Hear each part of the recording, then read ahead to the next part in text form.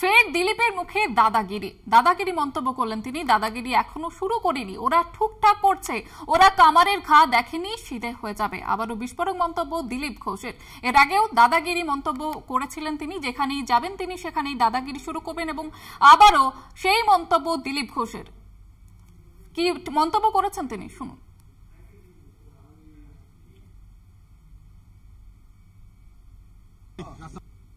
দাদাগিরি আমি এখনো শুরু করিনি, ওরা ঠুকঠাক করছে, যেদিন একটা ঘা মারবো না কামারের ঘা দেখেনি, সিধা হয়ে যাবে সব।